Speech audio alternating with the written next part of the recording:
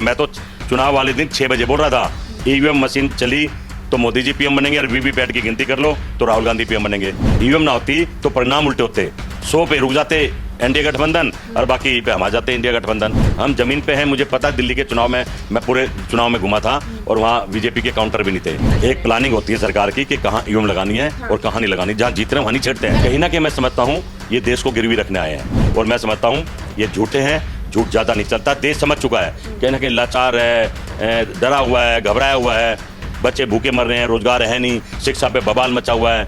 ये सरकार झूठ के सिवा, झूठे एजेंडों के सिवा और कुछ नहीं कर सकती है। आप लोगों को अभी भी उम्मीद लग रही है कि सरकार गिर सकती है, एनडीए आपको अभी भी लग देखिए रहा है? गिर सकती है अगर लोगों में हिम्मत आ जाए।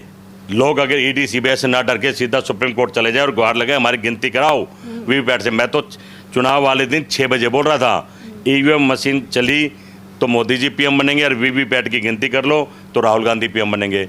मैंने कहा था चुनाव को वेट करो, एक तरफ ईवीएम की गिनती कर लो, एक तरफ वीवीपैट की, तो रिजल्ट डिक्लेयर करो। दोनों नंगे हो जाएंगे, चुनाव आयुक्त और सरकार भी, क्योंकि झोल और घपला घोटाला तो चल ही रहा है।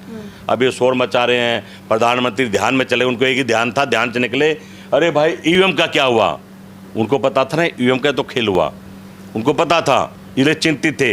अब कह रहे अब क्या करें, जहाँ कांग्रेस बहुमत में आती 300 जगह लेके इंडिया गठबंधन, वहाँ सिर्फ हम 100 सीटों पर रुक गए हैं। ये ईवीएम ने तो रोका, मोदी ने थोड़ी रोका।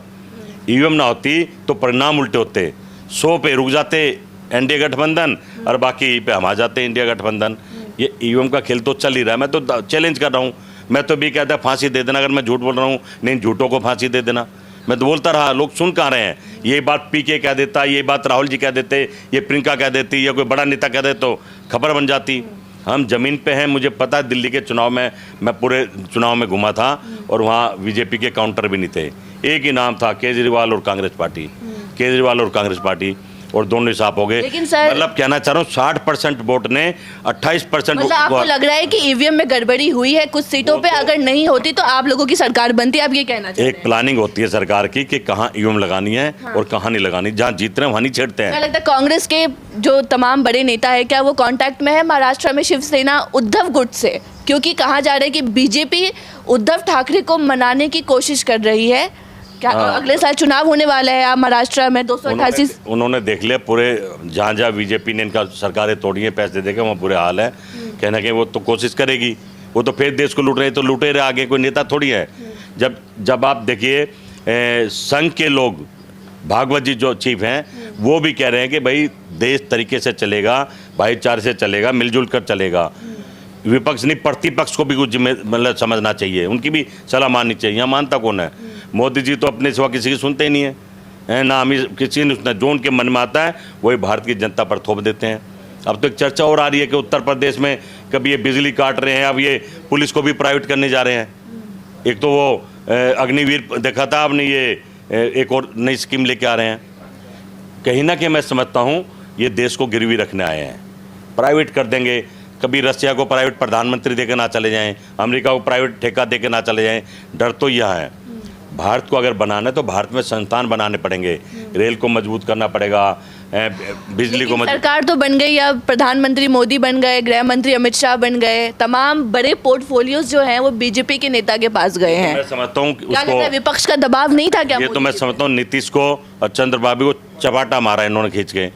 बाबू कह रहे थे, चंद्र नायडू जी कह रहे थे कि भाई मेरे को अमित शाह ने बहुत तंग करा, झूठे मुकदमे बनाए, मुझे जेल में रखा, गृह मंत्री अमित शाह नहीं होना चाहिए, गृह मंत्रालय हमें दो। ऐसे नीतीश की भी कुछ चर्चाएं थी, रेल में दो। दोनों को बंद कमरे में पता नहीं कौन सा फाइल दिखाई है, कौन सा थप्पड़ मारा, तभी से दोनों चुप बैठे हैं, कूं कर रहे हैं। पर हालत ख़राब है देश की। ये भी बहुत बड़े, मैं कहता हूँ इनके चोरों के साथ ठग है। इनको भी सत्ता चाहिए, सत्ता के लालच में इनके साथ चलेंगे। अगर देश हित की बात करते, देश के लोगों की बात करते तो बात बनती। कहीं ना कहीं जो चल रहा सब ठीक नहीं चल रहा। रोज़ आतंकवादी हमारे जवानों को मार रहे हैं। आप देख रहे हैं नीट की परीक्षा फेल हो रही है, विद्यार्थी स्टूडेंट जो परेशान हो रहे हैं। वही उन्होंने कानून बना दिया है कि अनपढ़ आदमी भी ज्वाइंट सेक्रेटरी बन जाएगा, ये अफसर बन जाएगा, क्योंकि इन्होंने अपने बच्चे बनाने थे। जब अनपढ़ कोई बनाने तो पढ़ा लें, खाली स्कूल खोलने की जरूरत क्या है? शिक्षा क्यों बहकावा करते हैं? कल एक इंटरव्यू देख रहा था टीवी में, जो नीट का टॉपर है उसको इंग्लिश नहीं आती, बात करनी नहीं आती, उसको ये नहीं पता था नीट बीमारी क्या है। अब इसी से देख लेना किस तरफ देश को लेकर धकेल रहे हैं, अंधे कुएं में देश को, जाओ जाके मरो सारे के सारे, हमें कुर्सी दे दो।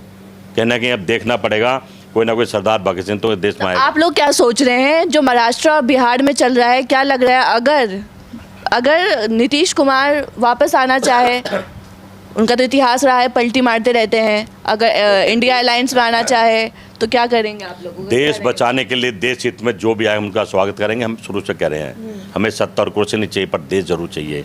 अब ये 100 दिन के एजेंडे की बात करते हैं, सारी गोदी मीडिया शोर मचा कह रही है 100 दिन का एजेंडा। ये नहीं बता रही क्या एजेंडा, मैं बता दूं क्या एजेंडा। 100 दिन में ये जितने भी जो लोकसभा के चुन के आए, प्राइवेट चुन के आए हैं, या किसी पार्टी से हमारे इंडिया गठबंधन के लोगों तोड़ने का एजेंडा है। ईडी सीबीआई से फाइल दिखा के या पैसा देकर 100 दिन में इनका एजेंडा यही है कि 350 सीट अपनी कर लें और फिर अपना वो हिटलर शाही वाला राज करें। नीतीश के भी लात मारे, चंद्रबाबू के लात। सवाल ये भी उठा कि बीजेपी पहली बार कैसे गठबंधन सरकार चलाएगी? पता लग जाएगा ना, पता लग जाएगा। बातें तो बहुत करनी आती थी हैं, अब देख लेंगे क्या करेंगे। कहते कश्मीर में शांति, अब कश्मीर का हालात देख लो। हम तो विपक्ष से नाते कह रहे हैं चलिए प्रधानमंत्री जी बाकी काम बाद में करेंगे, पीओके लेते हैं। अब पीओके लेने का समय आ गया है और मैं समझता हूँ ये झूठे हैं, झूठ ज़्यादा नहीं चलता। देश समझ चुका है कहीं ना कहीं लाचार है, डरा हुआ है, घबराया हुआ है, बच्चे भूखे मर रहे हैं, रोजगार है नहीं, शिक्षा पे बवाल मचा हुआ है। ये सरकार झूठ के सिवा, झूठे एजेंडों के सिवा और कुछ नहीं कर सकती है। चलिए शुक्रिया। तो ये थे हमारे साथ जगदीश शर्मा जी, इनको आप सुन रहे थे। बने रहे टाइम्स एक्सप्रेस के साथ। धन्यवाद।